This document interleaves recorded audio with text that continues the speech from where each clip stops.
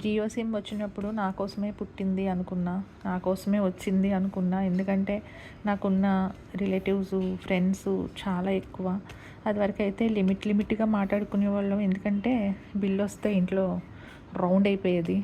సరే అని చెప్పి అప్పుడు షేర్ చేసుకునేవాళ్ళం. లిమిట్ కాబట్టి ఓన్లీ మ్యాటరే మాట్లాడుకోవడం, పెట్టేయడం అంతే.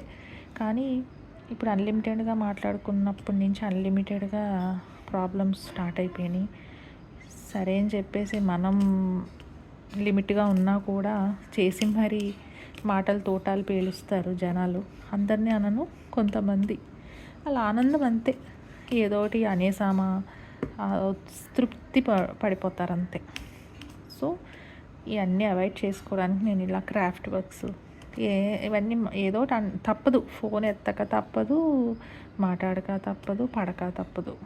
కానీ అవన్నీ మైండ్లో పెట్టుకోకుండా చక్కగా ఇలాంటి వర్క్స్ చేసుకుంటే మనకి ఎంత సాటిస్ఫాక్షన్ ఉంటుంది చూడండి. డైమండ్ వర్క్ అద్భుతంగా ఉంది.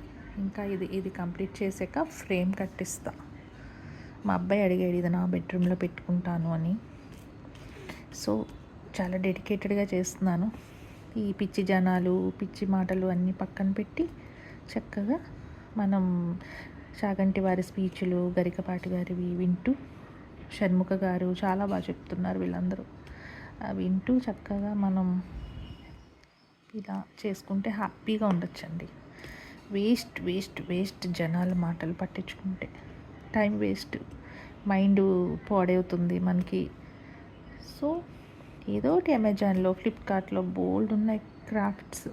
మనం ఓన్గా టాలెంట్ ఉన్న వాళ్ళు ఓన్గా చేసుకోవచ్చు. నాకు పెద్దగా అంత కాదు. సో ఇట్లాంటివి నేను చూస్ చేసుకొని ఆర్డర్ పెట్టుకొని నేను చేసుకుంటున్నా. హ్యాపీగా ఉందండి. కాసేపు పాటలు వింటాను, కాసేపు స్పీచ్లు వింటాను, కాసేపు ఆఫీస్ వర్క్. బాగుంది. ఇట్లా బెస్ట్ అండి.